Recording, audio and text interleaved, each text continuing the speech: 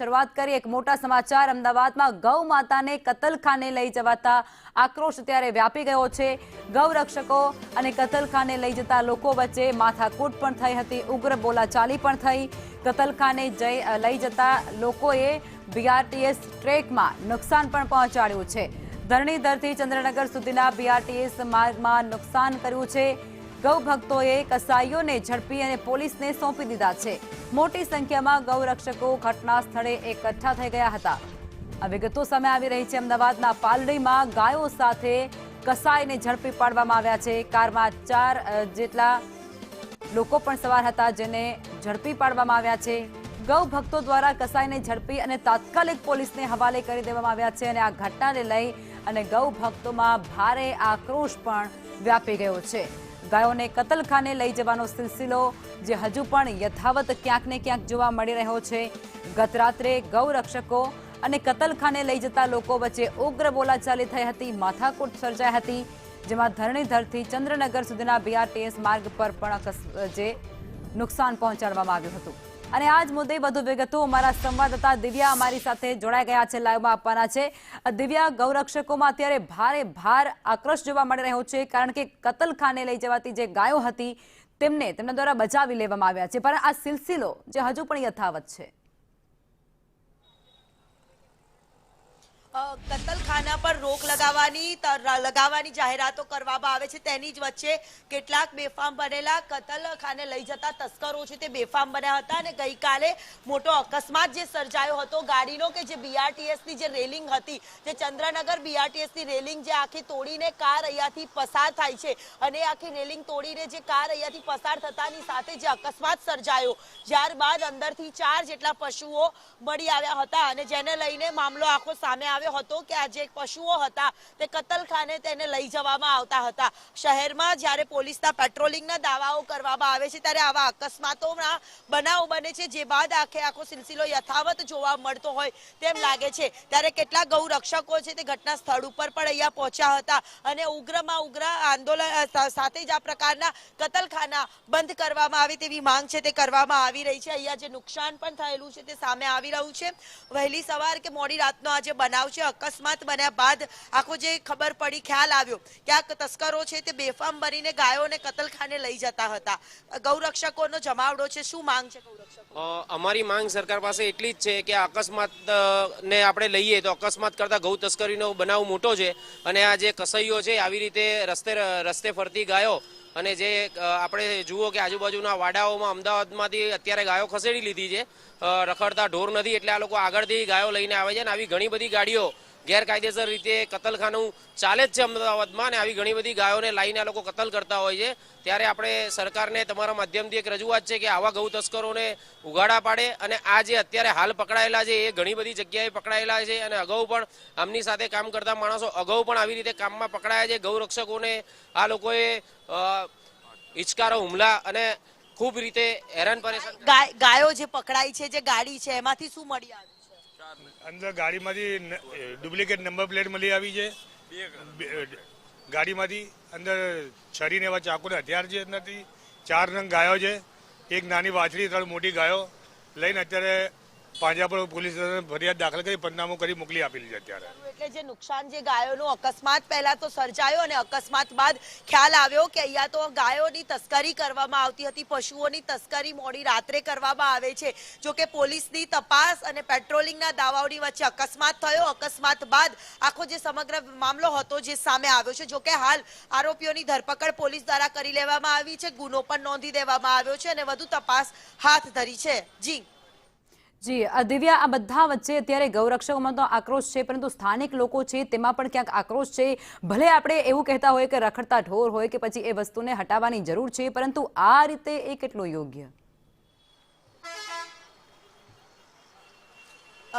જરૂર, એટલે અહીંયા જે દ્રશ્ય અહીંયા જોવા મળી રહ્યા છે કે જે અકસ્માત સર્જાયો હતો સાથે જ અહીંયા જે બેફામ ડ્રાઇવિંગ હોય છે તેના કારણે વારંવાર આ પ્રકારે અકસ્માતોનો સિલસિલો છે તે યથાવત રહેતો હોય છે. હાલ જે આ બનાવ બન્યો હતો મોડી રાતનો જે બનાવ હતો, પરંતુ આ પ્રકારે અકસ્માતો પણ સતત થતા હોય છે એટલે લોકોમાં પણ એક રોષ જોવા મળતો હોય છે. સ્થાનિક તરીકે અહીંયા આપ શું કહેશો કે રફ ડ્રાઇવિંગ પણ લોકો અહીંયા કરતા હોય છે, બેફામ લોકો ડ્રાઇવિંગ પણ કરતા હોય છે, ત્યારે આ પ્રકારના કિસ્સાઓ પણ સામે આવતા હોય છે? એટલે એકચ્યુઅલીમાં શું થયું કે આ BRTSનો રસ્તો હતો, આગળથી ગાડી આવી હશે અને આને રેલિંગ તોડી નાખી અને જે ગાડી છે એ આખી ઢસડાથી કંઈક વ્હીલને કંઈક ડેમેજ થયું હશે, વ્હીલને કંઈક ડેમેજ થયું હશે અને ટાયર જે ત્યાં ઘસડાયું અને પબ્લિક ભેગી થઈ ગઈ. એના પછી જોયું તો કે કોઈક માણસો અંદર ઈજાગ્રસ્ત છે એટલે પબ્લિક જોવા ગઈ માણસને અને ટોળું ભેગું થયું અને એમાંથી જ્યારે ખોલ્યું ત્યારે અંદરથી 4 ગાયો નીકળી અને પછી પોલીસ ઘટના સ્થળ આવી અને બધી પબ્લિક ભેગી થઈ અને જી દિવ્યા, આપ જોડાયેલા રહેજો, આપની પાસે ફરી આવીશ, આપની પાસેથી પણ વિગતો મેળવીશું. પરંતુ અત્યારે કોંગ્રેસના પ્રવક્તા મનીષ દોશી અમારી સાથે જોડાઈ ગયા છે. મનીષભાઈ, આ સૌથી મોટો અત્યારે સવાલ અહીં ઉભો થઈ રહ્યો છે કે ગૌ રક્ષકો છે તે પોતે જઈ અને ગાયોનો બચાવ કરે છે અને તંત્ર ત્યાં ઊંઘતું ઝડપાઈ જાય છે. વિગતો આપને શું મળી છે અને આપનું મંતવ્ય શું છે આ બાબતે? સંદેશની સ્ક્રીન ઉપરના વહેલી સવારના અત્યારના દ્રશ્યો આપણા સૌ માટે ચોંકાવનારા છે. એક તરફ ગાયને આપણે માતા તરીકેનો દરજ્જો આપીને મત માંગનારી ભારતીય જનતા પાર્ટી ગાયના નામે મત તો માગે છે, પણ ગાયની સુરક્ષા માટે કોઈ પ્રકારની વ્યવસ્થા નથી કરતી. અને જે રીતે કિસ્સો સામે આવ્યો છે, ચોંકાવનારો કિસ્સો છે. આજના પેપરોમાં પણ છે. ગઈકાલે ભાજપાનું જે દરખાસ્ત પ્રસ્તાવિત બજેટ છે એમાં પણ મોટું કતલખાનું 132 વર્ષ પછી સૌથી મોટું કતલખાનું પણ ખોલવા માટે દરખાસ્ત કરવામાં આવી છે. એટલે કે પ્રસ્તાવ મૂકે એટલે ભાજપાના ચાવવા અને દેખાડવાના અલગ છે. આ સરકારની અંદર સૌથી વધુ ગાયોની કતલ થઈ રહી છે, વાછરડાની કતલ થઈ રહી છે અને આપણા સૌના માટે ચિંતાનો વિષય છે. આ કોઈ ઓલાની વ્યક્તિની ઓલા કરતા નહીં, પણ વ્યવસ્થાની છે. ગેરકાયદેસર કતલખાનાઓ ધમધમતા હોય અને એમાં સરકારના મળતિયાઓના આશીર્વાદ હોય, મને લાગે ચિંતાનો વિષય. સરકારે નીતિ નથી, નિયત નથી. મત માગતી વખતે ગાય માતા કરવાનું, દેખાવ માટે પોસ્ટર કરવાના, પણ સંદેશના માધ્યમ કહેવા માંગીશ સમગ્ર દેશની અંદર આ ભારતીય જનતા પાર્ટીની સરકાર 2014 આવ્યા પછી વિશ્વની અંદર નિકાસમાં ભારત અવ્વલ નંબર ઉપર પહોંચી ગયું, માંસની નિકાસમાં.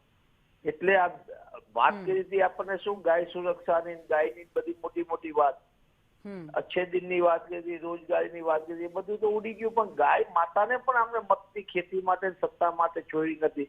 અને આજે દુઃખ સાથે કેવું પડે કે ભારત વિશ્વમાં અવ્વલ નંબર ઉપર ચૂંટણી પ્રચારમાં પિંક રિવોલ્યુશનની વાત કરતી હતી. એ મોદી સરકારમાં સૌથી વધુ માંસની નિકાસમાં ભારત અવ્વલ નંબર પર પહોંચે.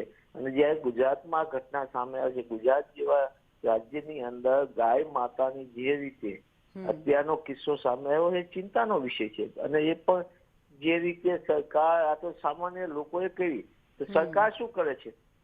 સરકારે કરવું જોઈએ. મનીષભાઈ, અમદાવાદ જેવા શહેરની અંદર સતત પોલીસ દ્વારા એવું કહેવામાં આવે કે અમે પેટ્રોલિંગ કરી રહ્યા છીએ અને સમગ્ર જે વિસ્તારો છે તેના ઉપર CCTV દ્વારા નજર રાખવામાં આવે છે અને આ બધા વચ્ચે ગાય માતાની તસ્કરી થાય છે, જેને આપણે માતા કહીએ છીએ. આ બધું કેટલું યોગ્ય? એટલે નિશ્ચિતપણે માણસ આ CCTV તો એમને મનગમતા છે. તમને હેલ્મેટ પહેર્યું છે કે નહીં, તમે સીટ બેલ્ટ બાંધ્યો છે કે નહીં, એમને ઈચ્છા હોય એટલા પૂરતું CCTV નો ઉપયોગ થાય છે, ફૂટેજનો.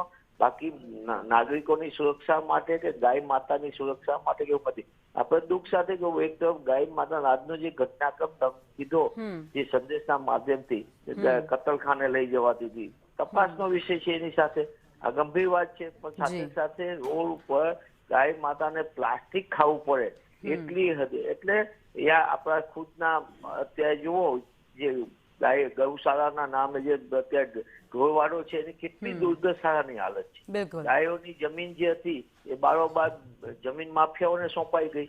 એટલે આપણા સૌના માટે ચિંતાનો વિષય છે. ગાય માતાના નામે મત માંગનારી ભાજપા સરકારે દેખાવોને દંભ કરવાનું બંધ કરવું પડે, એમને હકીકત લક્ષી પગલા ભરવા પડે, તો જ ગાય માતાને બચાવી શકાય. બિલકુલ મનીષભાઈ, આપ જોડાયા તે બદલ આપનો આભાર. અને હવે અમારા સંવાદદાતા દિવ્યા જે મારી સાથે જોડાયેલા છે, દિવ્યા વિગતો શું છે, અપડેટ શું?